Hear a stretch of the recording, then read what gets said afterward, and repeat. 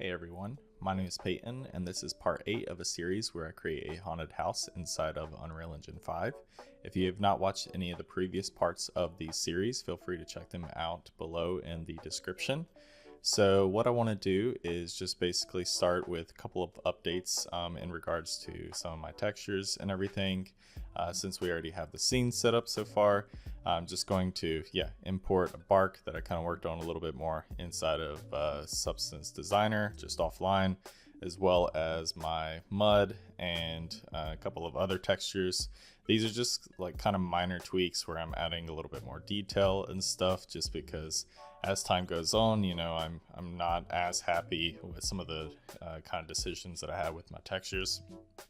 So I'm never like finished with the texture or anything at a specific time.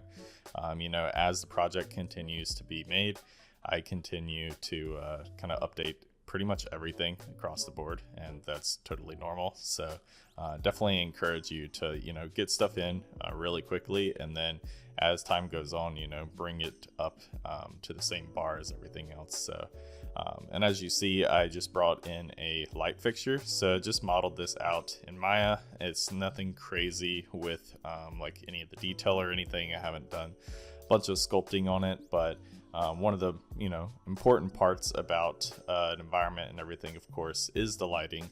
And since this environment has this kind of spooky mood, I was wondering, like, you know, could I bring in a more artificial lighting that could help this maybe get a little bit of warmth in there. Sometimes you can kind of see like how the letters work in my thumbnails, and I kind of like that like orange glow. And we have the pumpkins on the ground, but nothing as strong as basically like what it would be like with that. So I do want to kind of, you know, try it out and see how it looks and everything. So just really quickly, just throw in a block out on the lights, and then I'm going to throw my glass shader that I'm using for like the windows and everything else for that. So you can see like it's there, it works, and you know, in a little bit we'll probably add some lighting to it as well. But the main thing is I'm just trying to get some of those smaller details that will probably help us later on. And similar to the lights as well as my textures, I do have a couple of other objects that I wanted to bring in just updates for. So you can see here with the railing, I didn't do anything crazy as well. I just added some more detail, you know, kind of pushed some of the shapes that I already had there and actually started to give them more structure, silhouette, and everything. And I think they're starting to look a little bit better with that. I can still, you know, use tiling textures for those. I don't have to necessarily like do any crazy bake down with it. And then with my stairs here, I just wanted some more detail by adding kind of siding to it. That way, you know, it's looking a little bit more like that Victorian style house that I was looking at previously. So one more update is I do have an update to my fence as well. Just trying to, again, get more of that silhouette kind of figured out with that. So now what I want to do is actually import and update the tree and its textures. And while I am doing that, I want to mention how important it is to keep up to date with online risks and your personal security. For me, I feel like it is every week where I hear from a friend or relative that has been impacted by their personal information being stolen.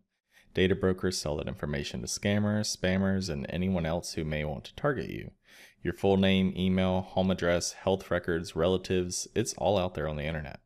That's why I've been using Aura, the sponsor of today's video. Aura shows me which data brokers are selling my information and automatically submits opt-out requests for me. Cleaning up my information not only helps reduce the amount of spam I get, but it also protects me from hackers who could use this information to help them access my social media accounts, bank accounts, or other sensitive information.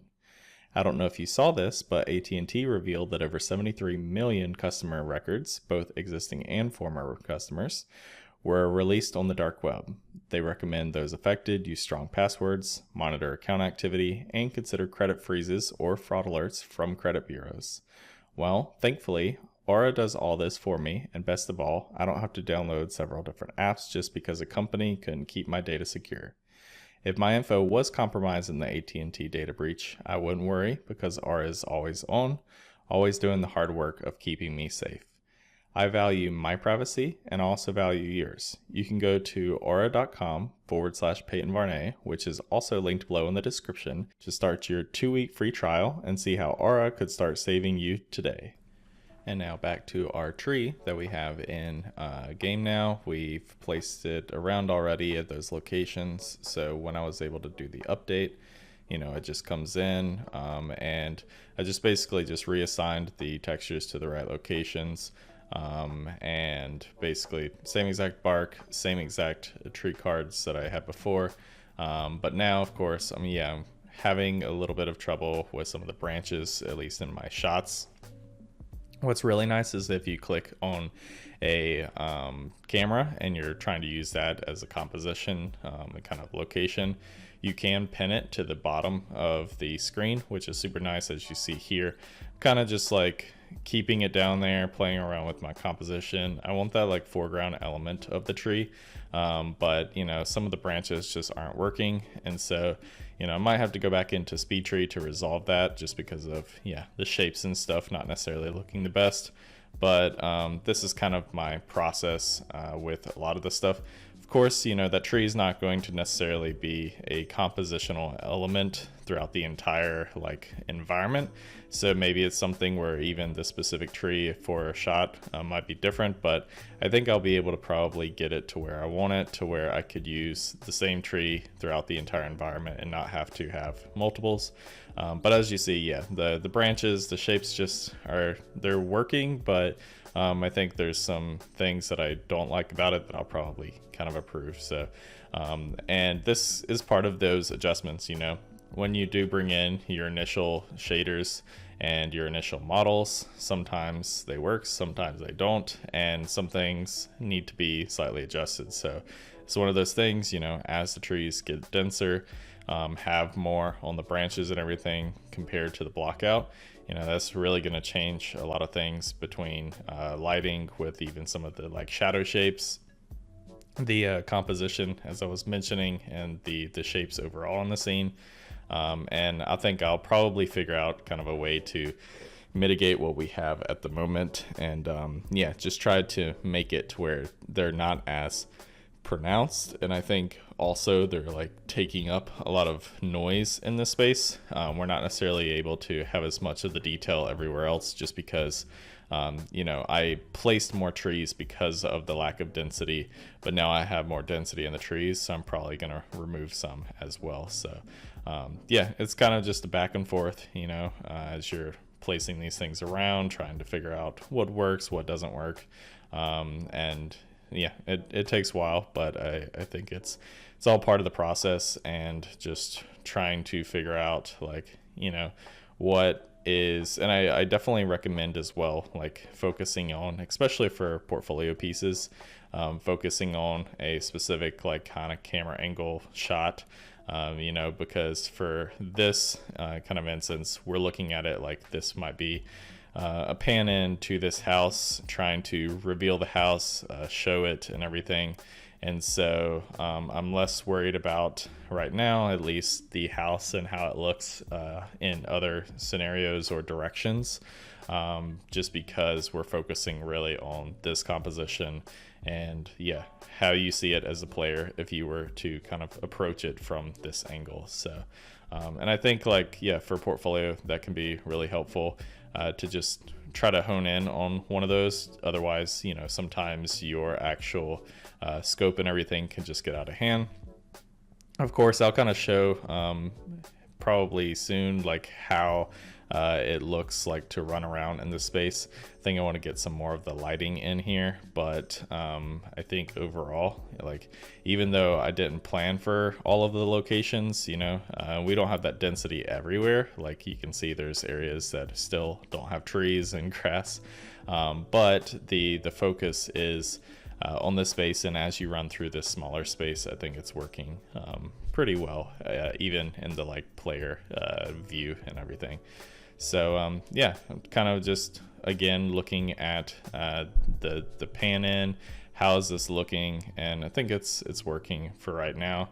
One thing that I plan to do is kind of go back, and we're going to actually check, just make sure that I don't have any other models that I need to bring in at the moment, that I kind of just updated in Maya. I don't think so, so we're probably going to actually jump into the light, and I'm going to basically just throw down a point light. This is really quick and easy, you know, and we're just focusing on like trying to get the look and the feel of like what we're kind of wanting from this. And so of course, like, yeah, just I'll adjust them later on. I'll probably even make a blueprint with them. That way I can control all of them together and everything. But the main goal at the moment is to get the concept basically down of like how it might look. So you can see that I'm already getting a lot more kind of shapes with it. It's giving more depth to the building, because I think with the actual shadows and the fog and everything else, we're losing a lot of the form to the building, just because it's being really washed out. And so I want to kind of bring that back with some of this lighting. So yeah, I'm trying out just a warmer glow, of course, very just older, like gas lamp type of look to it. You know, definitely would say there's not electricity out here, and so I want that very like warm Kelvin basically for this. And I'm already starting to like how it's looking. Probably going to place it on both sides of the building. I know it could be that contrast of like one side's lit, one side's not, and so you get more of the form. But I think the glowing lights just kind of in this dimly lit space work well either way. So and you can also play around with other locations, like just looking at this. This might not be the final location, but you know, like what if there's a light just like dimly lit on the inside of the house, and you can see like, yeah, it's kind of adding some intrigue to what's happening inside the window. I'll probably put some like curtains and everything into the windows, but this kind of stuff where you're like, okay, I have a little bit of a glow inside. I think it can also add to that depth, you know. I'm really just trying to push the actual like house and everything, and just getting more form out of it. So I think that's working pretty well. We've started to get some lighting in there and everything, and I think that's probably going to be it for now for this video. We've added some new models, textures, and we've played around with our lighting to just start to enhance some of those new shapes that are coming in, and getting some really nice actual silhouette language going on as well. So yeah, hope you enjoyed this video. Feel free to drop any questions or comments below, and I'll see you in the next one.